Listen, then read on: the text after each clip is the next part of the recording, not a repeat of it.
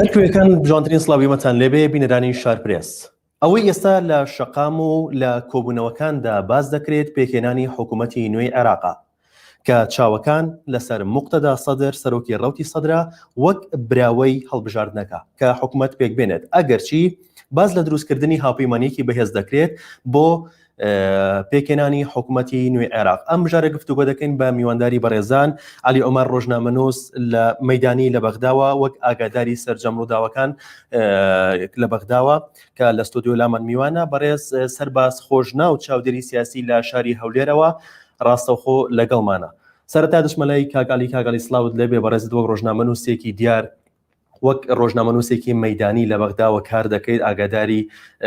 زۆربەی ڕووداوەکان هەیت وەک ڕۆژنامەنووسێک چۆن دەڕوانیت لە عێراقی دوای هەڵبژاردن؟ دیارە هەڵبژاردنی پێشوەقتی عێراق دەبێت سەختی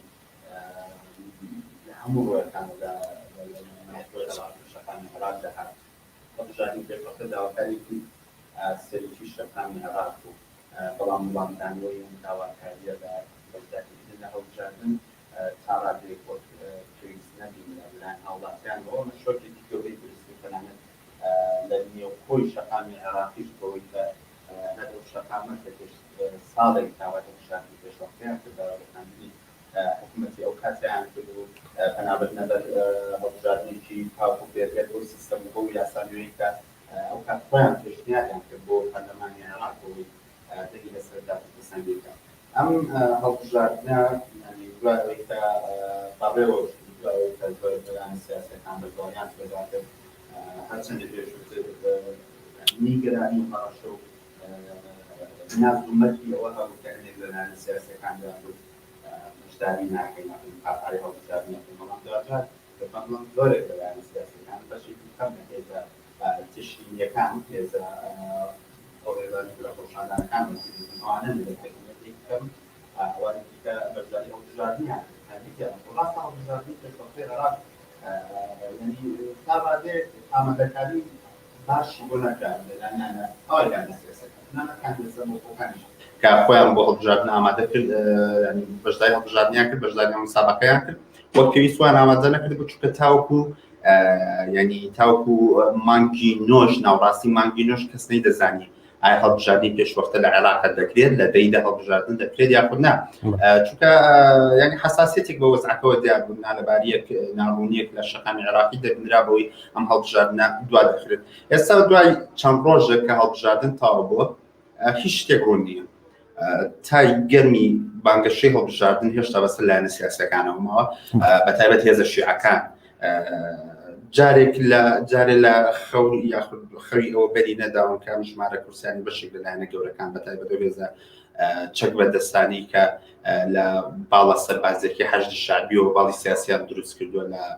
هاوپەیمانی فتح لە عەقدی وەتەنی، هەروەها لە دەوڵەتی یاسا و دواتریش هێزە میانڕاوە شیعەکان لە نەسر و هاوپەیمانی یاخود تیاری حکمە. ئەم هێزانە جارێک لە شۆکیەوەن کە بۆچی ژماری کورسەکانیان بۆ جۆرە داڕاست تاکوێستا نەگەشتونەتەوە حەقیقەتە بۆچی ئەمان لە هێزی دۆمی عێراق لە نوێی مانگ هێزی دۆمی عێراق یاخود هێزی یەکەم بوون ئەگەر بە هاوپەیمانی گەورە حسابیان بکەین و بیان ژمێری زۆرێک لە مەفاسڵ جونگەکانی هەم وڵات لای ئەوان بوو لە دوای دەیدا دەبینی دانی هاوشێوی بچووکترین هێزی عێراقیان تەنانەت حزبی شیوعی عێراقی کە ئەو کات گاڵتەیان پێ هات و بە هێزێکی بچووکیان سێ دەکرد لە معادلەکانە قورسایی نەبوو زیاتر لەوان کورسی هێناوە. بۆیە ئەم بارودۆخە تا ئێستا وای کردو هیچ شتێک ڕوون نەبێت. هەوڵی هاوپەیمانی سیاسی هەوڵی هاوپەیمانی پێکهێنانی گەورەترین هاوپەیمانی نێوپەرلەمان دەدرێت لەلایەکی ترۆ هێشتا گومانی ئەویان هەیە یاخود ڕاستەوخۆ هەڕەشەکەن ڕخنەوە ئەگرن کە ئەنجامەکان یاری پێکرد ئەو کەس لەمەتیە ناکات. بۆ پرسیارە دواتری مۆلات کاگالی ئەچمەلای کاک سەرباز خۆشنا و چاودێری سیاسی کە ڕاستەخۆ لە شاری هەولێرەوە لەگەڵمانە. کاک سەرباز پێشبینی بەڕێزت بۆ پێکهێنانی حکوومەتی داهاتووی عێراق چۆنە کە هەندێک باز لەوە دەکەن شپرزەیی دروستە بێت و ڕەنگە پێکهێنانی حکوومەت بۆ ئەم جارەش وەک جارەکانی دیکە کە بنراوە لە دوای هەڵبژاردن پێکهێنانی حکوومەت دوا بکەوێت بۆ چوونی بەڕێزت لەو بارەوە؟ بەناوی خوای گەورە میهرەبان کاکە ڕەوانجان ئەو حکوومەتەی دادێت چونکە خۆ دەزانانی هێشتا ئەنجام کۆتاییەکان دەرنەچوە لەم حکوومەتە هێشتا لە سیاسەکان نازان وەزعیان چییە شتەکان غامزە بەڵام هەر کۆچی بیناوماڵی شیعە وێرانە حکوومەتەکە زۆر تاخیرەبی کەوت لە سیاسیانی هەوڵە دەمبرێن زیاتر ئێستا مقتەدا سەدر و مالیکی کەوتونە بەرامبەر یەکتری زەنابشتانەی خوێندنەوە و لە هەواڵەکانە بۆتان دێت زۆر بە توندی کەوتونە بەرامبەر وات بەڵحاصل ماڵی شیعی زۆر خراپە حکوومەتەکەش زۆر تاخیرەبی بەرەوە توێرێکی نادیارە ڕاتن ئێستا کە حاڵ حاضر بەڵێ دەستخۆش سوپاس کاک سەرباز ئەگەڕێمەوە لای کاک عەلی باز لە دووبارە کاندیدکردنەوەی مستەفا کازمی دەکرێت بۆ پۆستی سەرۆکوەزیرانی عێراق ئایا هەوڵێکی لەو شێوەیە لە ئارادا هەیە؟ مستەفا کازمی سەرۆکوەزیرانی عێراق دیارە یعنی پێش هەشتی مانگی حەوت با بڵێن بەشداری بەشێک لە چالاکوانان بەشێک لە ئەکادیمیەکان هەوڵی دروستکردنی کوتلێکی تۆکمە بتەوی ویست لە هەموو پارێزگاکانی عێراق بەرەمی کوردستانشەوە کاندیدی هەبێت لە ماڵبژاردنە بەشداریەکی گەرمی هەبێت لە ماڵبژاردنە پێیوا لە ماوەی یەک ساڵی حکومڕانی توانوێتی جێ دەستی خۆی دیاری بکات بەوەی کە خەڵک جارێکی تردن متوانانی پێ بدەن و متوانە بۆ نوێنەرانی بدەن کە ئەو دیاریان دەکات کاتی دیارەکە لە پارێزگاکان کە بەشێکی زۆریان ینی با بڵێن تەری بوون یاخود ڕێککەوتوو بوون یاخود بەشێکیان هەر کەسانی چالاکوانی نیە و خۆپشاندان و نیە و ساحەکانی خۆپشاندانەکانی باشووری عێراق بەڕێزت وەک ڕۆژنامە نووسەیەک ئەوەندەی ئاگادار بی لایەنەکان تا چەند پشتگیری لە کاندیدکردنەوەی مستەفا کازمیەکە زۆر قورسە مستەفا کازمی جارێکی تر بێتەوە بە سەرۆکوەزیرانی عێراق ئەمە لە لای بەش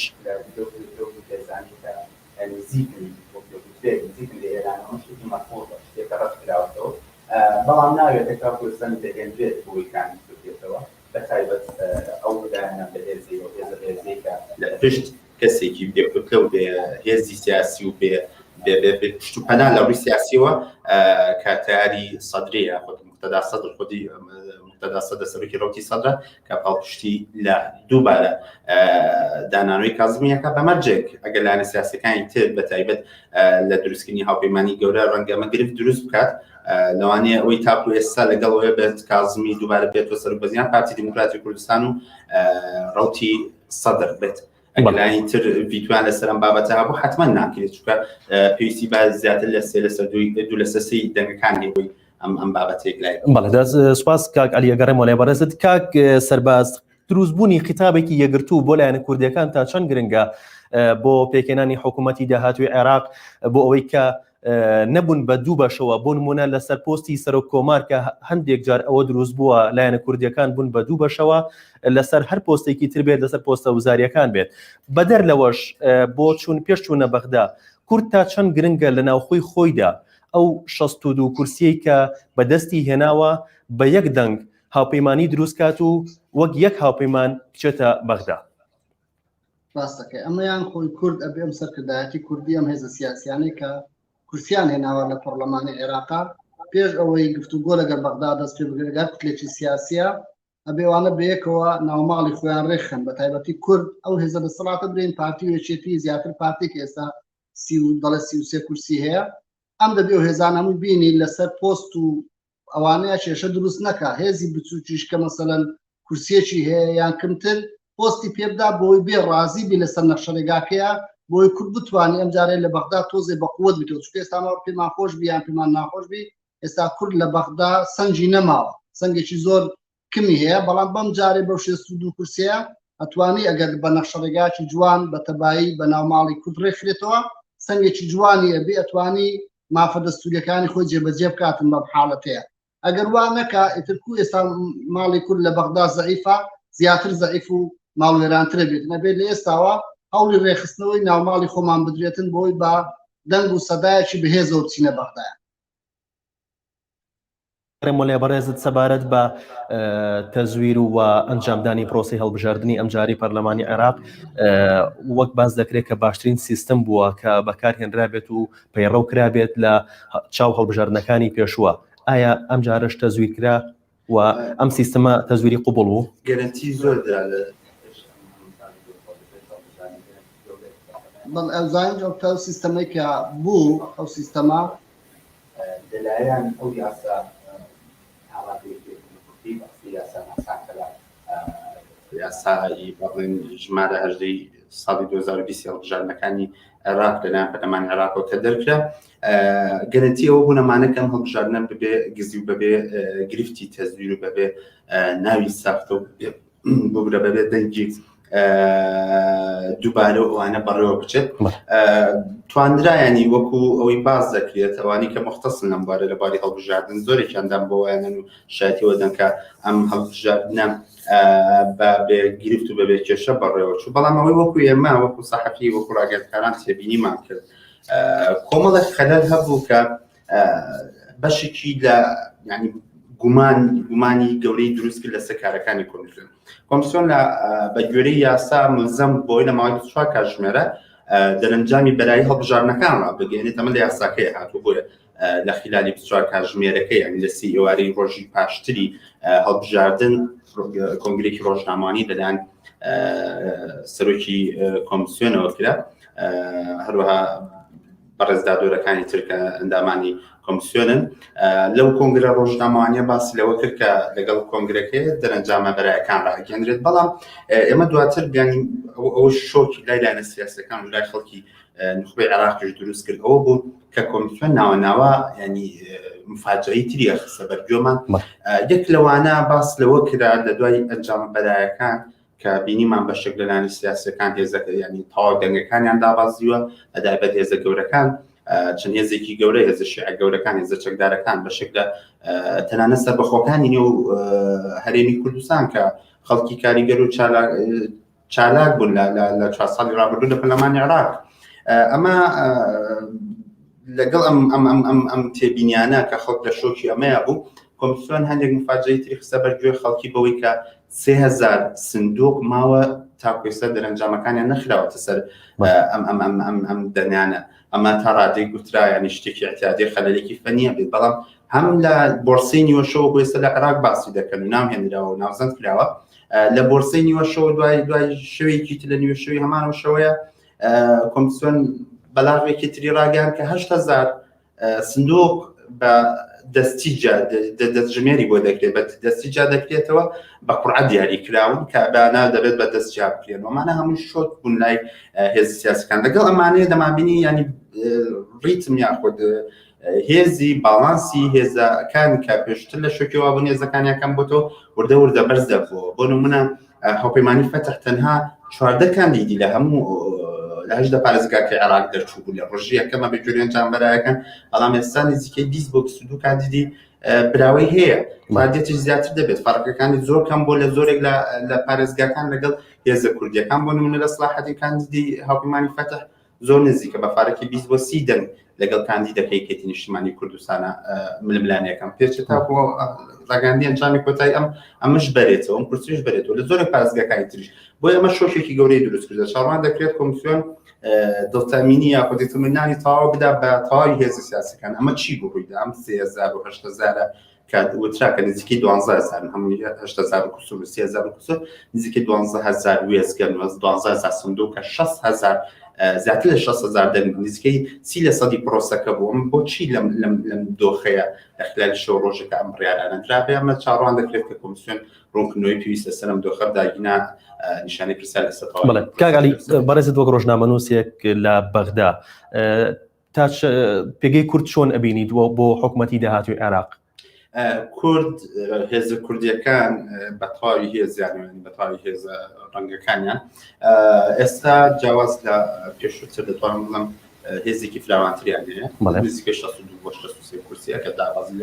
لە 58 داناباز لەم یاریکردنی ماخیرەشی بۆ ئەمکاری بەسەردا بێت کورد هەمیشە جێی کاریگەری و هێزی خۆی هەبوو بەڵام ئەوەی ئەم هێزە بێهێز دەکات ئەوەیە ململانی کوردە لە بەغا ململانی کورد لە بەغا ململانی کورد لە بەغا کەمتر نییە لە ململانی شیعە ئێستا نێوماڵی شیعە ململانیەکی توند هەیە نێوماڵی سونەش تا ڕادێک ململانی هەیە بەڵام زیاتر بەرکەوتیان نییە بە یەکتری مەژغوڵی ئیشی یەکتر نابن زیاتر هەرێکی بە لایەکە ڕادەکات لەگەڵ لایەکە هاوپەیمانی دەکات بۆ ئیستحقاقێکی خۆی دەستکەوێت بەڵام ململانێکی کورد دژ بە یەکە من دڵنیام پۆستی سەرۆکۆماری عێراق لەم خولەی حکوومەتی عێراق جارێکی تر ململانەیەکی گەورە نێوانێکی دو پارتی دروست دەکات بەتەواو تێتوان بڵێمان 58 کورسیە سیلیە نامێنێتەوە بەشێک لە هێزەکانی تر وەکوونەوەی نوێ کە ئێستا هێزێکی کاریگەرە لە ساحی سیاسی دوای مەڵبژاردنە بە دنیاییەوە ناچێتە ڕێکۆرتنیەکەوە کام دوو هێزە سیاسی تێدا بێت بۆیان پەرتەوازیەی کورد دەکرێت ئەوەی لێ بخوێنرێتەوە یاخود هەر ئەو دەرەنجامەشی لە چاوەڕوان دەکرێت کە لە بەرژەوەندی خەڵکی کوردستان هیچ شتێکێک لای نابێتەوە تەنها لە بەرژەوەندیەکێک لە لایەنەکان مەسبێکی زیاتر وەزارەتێکی زیاتر بۆستی سەر و کۆمار کۆمەڵێک بەڕێوەبەری گشتی و کۆمەڵێک امتیازاتی لە بەغا بەدەستێن نەگیناوەکو مەسلحەتی نیشتیمانی و خەڵکی هەرێمی کوردستان تەسەڵ ناکەم میزانە بتوانن بەم پەرتەوازی خۆیان هیچ لەسەر حکوومەتێک بکەن بە مەرج بۆ نمونە ینی مەرجێکدانن دەن بە حکوومەتێک بن کە 70% هەرێمی کوردستان وەکو پێشتر بنێرێتەوە قەت ناتوانێت دەستخۆش کاگەل ئەگەڕێم وڵای کاک سەرباز لە شاری هەولێرەوە کاک سەرباز وەک دەبینین بە تایبەت پارتی دیموکراتی کوردستان کە زۆرینی دەنگەکانی لایەنە کوردیەکانی بردووە باز لە یەکدەنگی و یەکڕێزی لایەنە کوردیەکانەکە بۆ چوونە بەغدا ئایا ئەمە تا چەند چاوەڕێ دەکرێت و تا چەند پێشبینی دەکرێت کە پارتی دیموکراتی کوردستان لەگەڵ لایەنەکانی دیکەیە ئەو هاوپەیمانیە دروستکەن بۆ چوونە بەغدا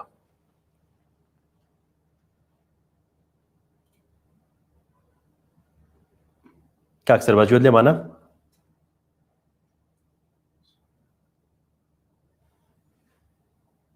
بەڵێ دەگەڕێمەوە لای کاک عەلی کاک سەرباز ڕەنگە کێشەیەک لە بەخشەکەی دروست ببێت هەندێک لایەن دەڵێن ئێمە بە ئەنجامەکانی کۆمسیۆنی باڵای سەربەخۆ هەڵبژاردنەکان ڕازی نابین ئەمە کێشەیەک دروستەکە بۆ پێکهێنانی حکوومەت لەو لایەنانن بە ڕۆژوا دەڵێن بە شەو لاخ ناوچەی سەوز سەرقاڵی کۆبوونەوەی فراوانەکەن سەرقاڵی کڕینی ئەو پەرلەمانتارانە کە بە سەربەخۆ ڕۆشتونەتە سەرۆپە ینی لەسەر توانای ذاتی خۆیان سەرکەوتون و براوە بوون و دەیانوێت نوێنەراتی و خەڵکە بکەن بە مستەقل ڕۆشتن ئەمان باشە و پلانیۆدانن کە چۆن ئەم پەرلەمانتارانە بکڕن چۆن وایان لێکەن وەلایەن بۆ ئەمان بێت بۆی پێکهێنانی هاوپەیمانی گەورە کوتلەی ئەکبەر لە نێو پەرلەمانی عێراق بۆ خۆیان ئاساتر بکەن بەڵام بە ڕۆژ دەبینین پشتۆ بۆڵێ ئەوانە کە ئەنجامەکان دەستکاری کراوە ئەم يعني بۆڵە شەرم چەند ڕۆژە بەردەوام دەبێت کاگڕۆندەمە لە هەموو هەڵبژاردنێکی عێراق هەموو پرۆسێکی سیاسی یعنی هەموو نوێگەرێک لە عێراق لە نێو پرۆسی سیاسی ڕووی دەدات هەمیشە دەنگی ناڕازی چەند ڕۆژێکە دواتر هەمووان قایل دەکرێن چکە بابەتەکە بابەتی فلۆپۆستە بابەتی دروستکردنی حکوومەتە بابەتی امتیازاتە بابەتی شەڕی پارەیە شەڕی دۆلارە بۆیە زۆرێک لەو لایەنە سیاسانەی کەم گلەییان هەیە بە تایبەت هێزە شیعەکان هەر خۆشیان ئێستا دەست پێشخەریان کردو بووی لەگەڵ بەشێک لە لایەنە کوردیەکان لەگەڵ بەشێک لە لایەنە سونیەکان دەست بە ماراسۆنی دروستکردنی هاوپەیمانی گەورە بکەن بۆ پێکهێنانی گەورەترین هاوپەیمانی بۆی دوای ڕاستپاردنی یاخود دوای دیاریکردنی سەر و کۆمار ئەمان ناوی سەرۆک وەزیرانی داهاتووی عێراق بدەن بە سەر و کۆمار بۆی ڕاستپێرێت حکوومەت دروست بکەن. بەڵێ دەستخۆش کاگەلی گەڕێمەوە لای کاک سەرباز پرسیارێکم ئاراسە کردی لە پەخش نەما بوویت کێشەیەک دروست ببوو لە پەخشەکەیە تا چەند چاوەڕە دەکرێت پارتی دیموکراتی کوردستان وەک زۆرینی دەنگە لایەنی کوردیەکانی بردووە ئەو بخاتە بەردەم لایەنەکانی تر بۆ ئەوەی کە هاوپەیمانیکی بەهێز دروست بکەن بە یەک دەنگ بچنە بەغدا.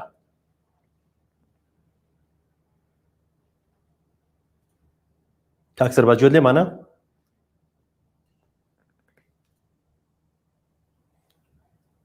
کاک سەرباز گوێت لێمانە؟ وڵا قەتع بوو بەس لێ حاڵی بووم لە قسەکە تا قوربانجان ئەوەیان چاوەڕوان کراو بیتن ئەبێ دراسەی بکەین هەرچەندە برێنجێگری سەرۆکی پارتی ئەو قسەیە کرد و تێمە لەگەر ئەو لایەنە سیاسیانە دانیشین و بۆی کە کورسیانی ناوە لە بەغدا بۆی بتوانین بە نەتیجەیەکی جوانە بچینە بەغدا هیواداری قسەکەی خۆیان تەطبیقکەن و جێبەجێکەن بەس لە ڕوانگەی خەڵکەوە کە خۆ دەزانێ ئەم بایکۆتەیە هەم خەڵکە خۆ زۆر دەزانێن ڕوعەلاویش لە بەغدا لێ دوانیدا ناڕازی بوونە لەم دەسەڵاتەیە لە هەرێمی شاکاڵن لە 12 تا 19 خەڵکا بوون سەردەنگدانە واتە سیقە و نەمتوانەیەکی تەواو نەمایە بەم دەسەڵاتەیە بە هەرێمیش و بە بەغداشەوە بۆیە ئەم وەزعە بەو شێوەی لێهاتووە کە خەڵک لای سەردەنگدانە سیقە نەماوە ئیتر لەم تەحلیلی سیاسیەشا برین وڵای پارتی ئیتر هیوادارین وا بکە ئەگەر وانەکە خۆی شکستە خوات و هەرێمی کوردستان شکستە خوات چکە خۆی ئێستا بڵانسی هەرێمی کوردستان بە سەرۆک و بە هەموو شتێکە لای خۆیەتی بە سەرۆک وەزیران هەموو شتێکە ئەگەر وانەکە کارەساتەکە بۆ خۆی دروستە بیت. بەڵێ کاک سەرباز سەدر لەگەڵ لایەنەکانی دیکەدا لەگەڵ هەندێک لە لایەنەکاندا لە هەوڵی هاوپەیمانیتیدا لە هەوڵی ئەوەدایە هاوپەیمانیتێک دروست بکات بۆ پێکێنانی حکوومەتی داهاتووی عێراق تا چەند ئەم هاوپەیمانیە سەرکەوتووە بێت کە لەگەڵ هەندێک لە لایەنەکاندا بەنیازە پێکی بێنێت. بە حیسابی سەدر کوتلەی سەدری بە حیساب لەم هەفتەیە سەردانی هەولێرە کاتم دێ لەگە پارتی دموکرات کوردستان دانیشی و گومانەشە لە گەڕانەوەشیا لەگەر محەممەد حەلبوسیا دانیشیکاویش چل کورسی هەیە بەڵام هەندێک لێدوانە بیستری ئەم لێدوانە تۆزێ قورسەبی بۆەوەی کورد بتوانین تشکیلی حکوومەتی لەگەر بکات مەس ئەمڕۆ لە لێدوانێکە ئەڵێ حکوومەتی داهاتوومان داماڵینی هێزی چەکە لە میلیشیا شیعەکان و لە پێشمەرگەیە ناببوومینێ کورد ئەمە قبوڵەکە کمترین مناڵی کوردیش ئەمە قبوڵ پێشمەرگەیەکی خەباتێکی توانوێتی بەرامبەر بۆ ڕابوەستی ئەمە لێرە ئەمە حاڵەتێکە ئیتر هەندێک وعد و حدودی تریش لەولا دراوە بە کوردە مەسەڵەن بۆ نمونە بە سەریحا بڵێ مالیکی وعدی ئەوەی داوە یاسای غاز نەوت و غازە جێبەجێ بکات بۆ ئەوەی هەرێمی کوردستان سوودمەند بیتێدا و وعدیشی داوە بە محەممەد مرسی محەممەد عەفو حەلبوسیا کە هەرێمی ئەنباری بۆ دروستکە. ئایا جا لێرەیە ئەو ڕۆژ مالی مەسەن مالیکیش و سەدرش کەتونە بەرامبەرێتی کات و تاقیکراوە من قەناعەتم وایە ناوماڵی شیعە زۆر وێرانە بەس کوردیش ئەگەر پارتی نەتوانی ناوماڵی خۆی ڕێکخاتەوە حیزبە سیاسەکان ڕێکخاتەوە کورد زۆر وێرانترە چکە بەو دەسەڵاتە ڕەهایە نین لە ناو عێراقا بتوانین خۆمان ڕابگرین عێراق چۆنشیبی وڵاتێکە و چوارچێوێکی هەتوان خۆیان ڕابگرن لەوانە هەندێک وڵاتیش لە دەور و پشتیانە بتوان خۆیان کەنەوە بەڵام ئێماگەرەوە نەکرێت ماڵوێرانترە بین هەرێمێکین ئەو دێشماومانە کۆتاییمان پێدێت. بەڵێ دەستخۆش کاک سەرباز ئەگەڕێمەوە لای کاک عەلی هەندێک لایەن لە ئێستادا بۆ ئەم هەڵبژاردنەی ئەم جارە لە سەدا دەی کورسیەکانی خۆیان لەدەستداوە یان نانهێناوەتەوە دەنگەکانیان بە تەواوی کەمی کردووە ئایا ئەمە نیشانەی ئەوەیە کە لە هەڵبژاردنەکانی پێشووترە کە سیستەمەکانی تر پەیڕەوەکران بە تەزویر ئەم دەنگانیان هێناوە یاخود ئەمە دەرەنجامی ئەوەیە کە عێراق هەنگاو بەرەو نوێبوونەوە ئەنێت نەک تەنها لەسەر باوەڵێنانی گۆڕانکارێک لەسەر ژماری کورسی بشوپیانی وڵەنگە ئەمە حکومێکی نەعادل بدەین بۆ نمونە بەشێک لەلایەن سیاسیەکان لە ناشارەزاییان لە پرۆسی هەڵبژاردنەکانی ئەم جارە لە دابەشکردنی بازنەکانی عێراق لە دانانی کام کاندیدەی شیاو لە کام بازنە لە خوێندنەوەی منافسەکانی کاندیدەکان لە بازنەکانی تر شکستیان هێناوە ڕاستە ئەم نەبوونی خبدەی و ئەم نەزانینە لەم پرۆسی وای کرد بەشێک لە هێزە سیاسەکان دەنگی زۆریش بێنن دەنگی باش بێن بەڵام نەبن بە خاوەنی کورسی بۆ نمونە بۆ لە سەراسی کورسی ئەم لێکدانەوە کەمە گەنا حکومێکی نەعادل بێت بەڵام لەسەر ژمارەی دەنگ هەژماری بکەین بەڵێ بەتەنایەوە زۆر لە هێزە گەورەکان شۆکی هەڵبژاردن بوون ژمارەی دەنگەکانیان بە تەواوی داوازیوە هێزی کاریگەری وا هەیە لە پارێزگایەکە 18 ساڵە ئەو هێزی یەکەمە بەڵام ژمارەی دەنگەکانی 8% پارێزگاکەی 7% پارێزگاکە ئەمە ینی نیشانی ئەوەیە یاخود دەرەنجامی ئەوەیە هەرچەندە ئەمە ینی خوێندنەوەی جیازشی بۆ دەکرێت بۆ نمونە هەڵبژاردنی هەمووی کراوە کاگڕاوند ینی تەمسیل لە 20% عێراقیەکان نەکات ینی زیاتر لە 25 میلیۆن دەنگدەر هەبوو لە عێراقە بەڵام بەشێکی زۆر کەمیان زیاتر لە سەدا 30 بۆ 40 کە تا پێستا ناڕوونە ڕقمی زۆر بترە دەنگیان داوەمە دەرخەریوە هەروەها ژمارەی دەنگی کوچەڵ و دەنگی هەژمان نەکرا و دەنگی سوتا و ینی شۆک بوو لەم هەڵبژاردن لێش هەڵبژاردنەکە لە عێراقە نەبوو هێندە دەنگی کوچەڵ لە سندوقەکانی دەنگدانە بێت خەڵک گەیشتۆتەوە قەناعەتێک کە بێزارە تەنانەت بەم بەدیلانشی کە ئەم جار ئەو دەنگە ناڕازی و بایکۆتی دەنگدانە هەڵبەغدا شەڕۆک و بە هەمان شێوە هەرێمی کوردستان زیاتر بوو هەرێمی کوردستان لەوانەیە فۆکسی میدیایی لەسەر بێت تۆزە گەورەکراوە گیناوی لە بەغدا و لە پارێزگاکانی باشتر هەبوو دووقات و سێقاتیەوەی هەرێمی کوردستان ئەم سەوتە ناڕازیانە هەبوو کە زۆربیان بایکۆتیان کە بەشی زۆریان ینی بە عیباری جیاواز لەسەر وەڕەکەەکانی دەنگدان ناخوایان خوێندنەوە بە ناخوایان کردبوو بۆیە ئەم بەدیلانی کە ئێستش لە ساحی سیاسیان ڕەنگە لەم قۆناکە بەدیلی گونجاو نەبێت بۆ هەوڵاتیان ئەمە ینی خوێندنەوەی بۆ کرێت کە ئەگەر حکوومەتی داهاتووی عێراق هێزە سیاسیەکان پێداچوونەوە بەخۆیانە نەکەن ئەم جارە لە پارێزگاکانی ناوڕاست و باشوور بۆ ماوەی زیاتر لە 100 ڕۆژ و هەروە 3-4 مانگێک بە خوێنی 5,000 شەهید بە هەزاران کەس کە تاکوێسە 10,000 کەس کە تاکوێسە بریندار هەزاران کەس کە برینەکانیان پرسەوە سەدان کەس کە تاکوێسە بێ سەر شوێنن نیانتوانی گۆڕانکاری بکەنەوە لە داهاتووتە ڕەنگە بیت لە ڕێگەچارەی تر بکەنەوە لە کاتێکدا ینی بوونی فۆزا گونجاوترین و هەموو ملائمە ینی ئەجراکە بۆ فۆزا لەم وڵاتەدا. بەڵێ دەستخۆش ئەچمەوە لای کاک سەرباز کۆتا پرسیارم کاک سەرباز بۆ بەڕێزت قسەیەکەیە دەوترێت کە تورکیا پارتی دیموکراتی کوردستان و هێزە سونیەکانی کۆ کردوێتەوە بە مەبەستی پشتگوێکردنی محەممەد هەلبووسی بۆ وەرگرتنی پۆستی سەرۆکۆماری داهاتووی عێراق. ئەمە تا چەند ڕاستە؟ ئەمەیان هەر قسەیە جارێک گفتوگویەکە سەرۆکۆماری داهاتووی عێراق